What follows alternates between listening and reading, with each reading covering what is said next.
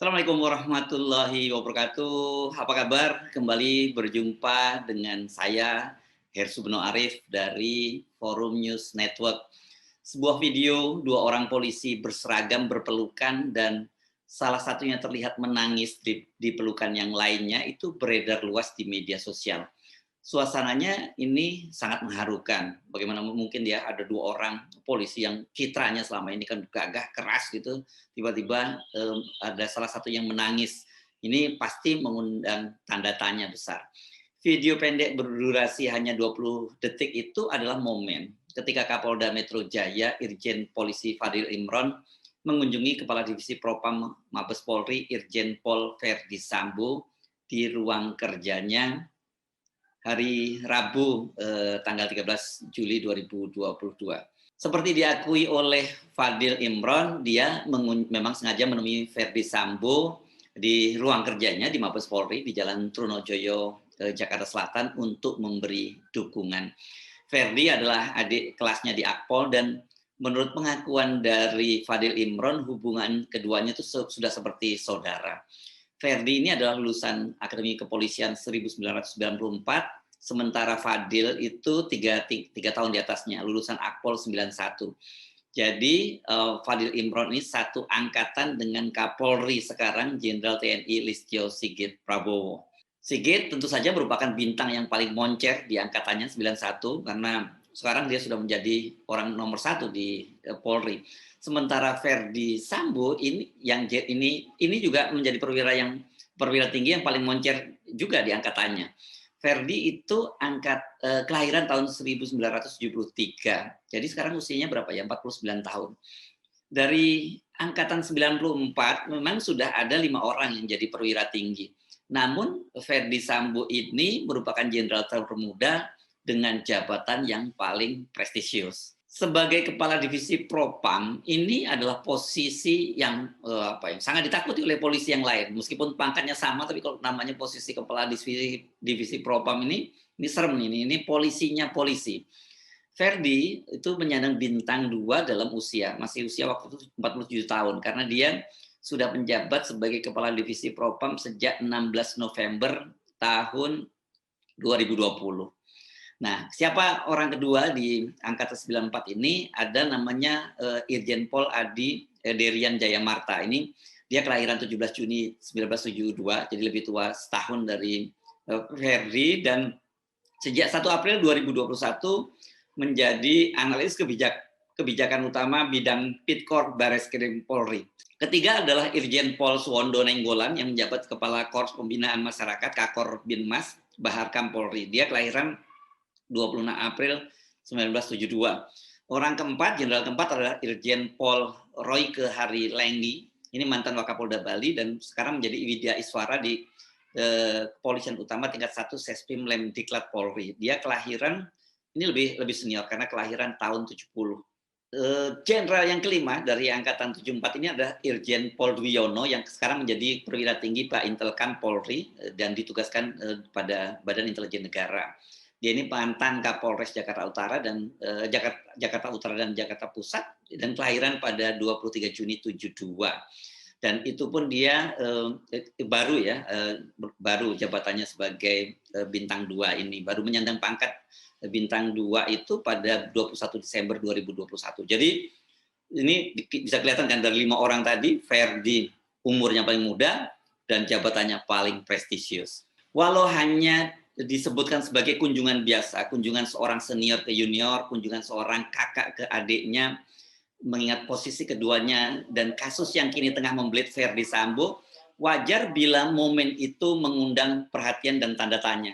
Seperti kita ketahui, Verdi tengah menjadi sorotan karena tewasnya Brigadir Joshua Huta Barat, seorang ajudan yang menjadi sopir pribadi istrinya Nyonya Putri Chandrawati. Kasus ini mengundang perhatian yang sangat luas karena banyaknya kejanggalan-kejanggalan fakta yang disodorkan polisi ke publik. Yang paling mencolok adalah adanya perbedaan waktu rilis ke publik yang berselang 3 hari dari peristiwa. Peristiwa terjadi pada hari Jumat sore, tanggal 8 Juli, namun baru diumumkan ke publik pada hari Senin tanggal 11 Juli 2022. Polisi beralasan keterlambatan itu dikarenakan terhalang Hari Raya Idul Adha yang jatuh pada hari Ahad 10 Juli 2022.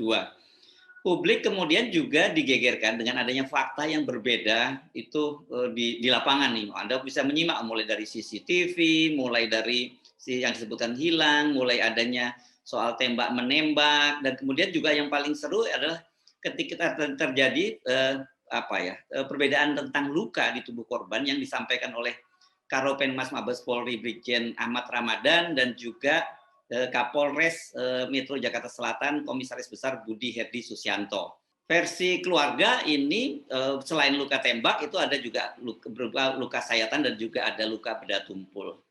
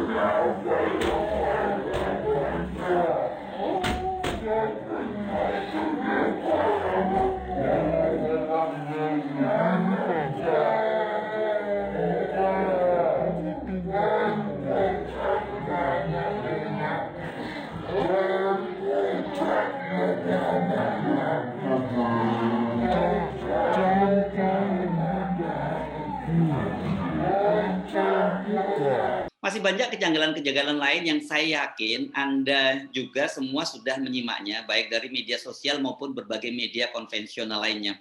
Ini media sosial kenapa saya sebut, karena keluarga dari Brigadir Joshua ini sangat aktif mengunggah peristiwa ketika ada penyerahan jenazah kepada keluarga, sampai kemudian detil-detil lukanya ini sangat aktif keluarga Brigadir Joshua. Kasus ini meminjam istilah sebuah media yang memang sudah keruh sejak awal. Publik banyak yang skeptis terhadap fakta-fakta yang disodorkan oleh polisi. Karena itu merupakan langkah yang tepat saya kira ya, karena ketika Kapolri Jenderal Listio Sigit kemudian memutuskan untuk membentuk tim khusus dengan melibatkan Komisi Kepolisian Nasional dan juga Komisi Nasional atau Komnas HAM. Sebab sebagaimana dinyatakan oleh Menko Polhukam Mahfud MD, kasus ini memang harus dibuka secara transparan karena menjadi pertaruhan integritas Polri dan pemerintah. Dari semua kekisruhan dan simpang siurnya informasi, serta munculnya perbedaan fakta yang disodorkan oleh polisi dan keluarga, fokus perhatian publik saat ini adalah benarkah Brigadir Joshua itu ditembak mati karena melakukan pelecehan seksual terhadap istri Irjen Pol Ferry Sambo. Anggota Komisi 3 DPR RI Trimedia Panjaitan mengingatkan, jangan sampai Brigadir Joshua ini sudah meninggal dunia dan masih difitnah pula. Artinya Trimedia juga meragukan penjelasan versi polisi.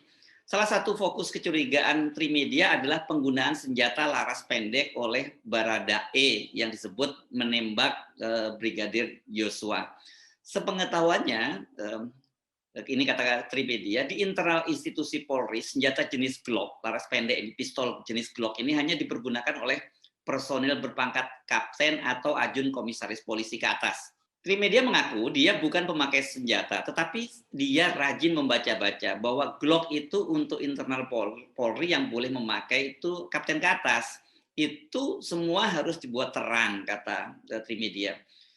Ini Trimedia menyampaikan ini dalam dialog Sapa Malam ya di Kompas TV.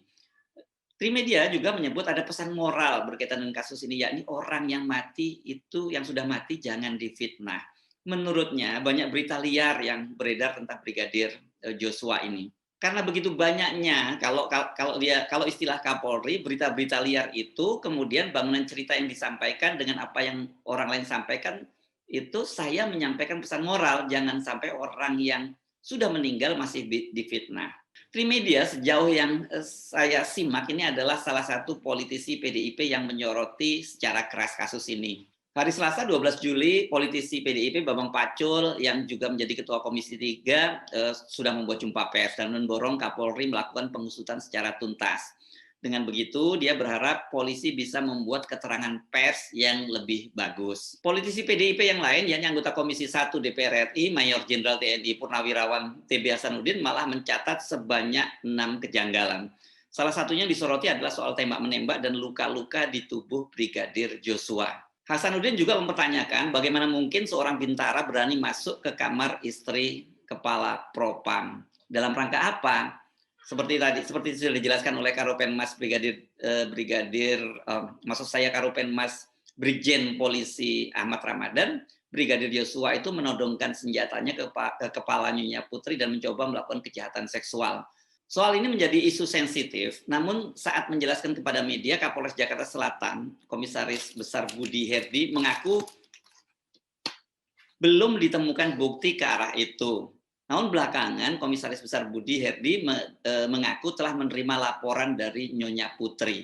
Masalahnya sejauh ini polisi itu ternyata belum bisa mengorek secara detail peristiwanya karena dikabarkan Nyonya Putri itu sekarang ini masih shock, terguncang dan harus didampingi oleh seorang psikolog. Dia hanya bisa menangis dan belum bisa menjawab pertanyaan penyidik. Kalau melihat tangisan Sambo dan juga tangisan haru biru keluarga Brigadir Joshua, kasus ini memang tidak hanya mengguncang secara kejiwaan keluarga besar Brigadir Joshua dan keluarga Ferry Sambo. Aku sampai nyawamu berakhir sudah.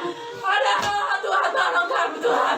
Tolong Tuhan, tolong Tuhan. Biarin menjerit kau nak. Kau bilang di sini ku mahasiswa. Kau di sini ku sesat kau bilang. Sampai mama tak bisa bernafas Luna. Sampai mama tak bisa bernafas Luna sayang. Sampai mama tak bisa bernafas. Aduh, kasih sayangmu sudah putus lagi nak. Sudah kasih sayangmu itu putus. Sangat tulus kau Luna. Sangat tulus kau sayang. Sangat tulus kau sayang. Sangat tulus kau sayang. Sangat tulus kau nak peduli kau dengan penderitaan kita. Penderitaan kita sungguh banyak anakku. Kau kuat. Kau bilang mama harus kuat juga. Tak pernah kau mengeluh anakku. Tak pernah kau mengeluh. Dengan posisi Sambo yang cukup tinggi, sulit untuk kita elakkan bila kemudian muncul spekulasi politik di balik tewasnya Brigadir Joshua. Kasus ini memang penting untuk dibuka secara transparan, bukan hanya untuk kepentingan keluarga besar Brigadir Joshua, keluarga Ferry Sambo, dan juga bagi publik. Wajar bila tangisan Ferry Sambo dipelukan Irjen Polisi Fadil Imran, ini Kapolda Metro Jaya, itu kemudian juga mengundang spekulasi tersendiri. Ada apa? Saya Hersubno Arif dari Forum News Network. Sampai jumpa lagi. Wassalamualaikum warahmatullahi wabarakatuh.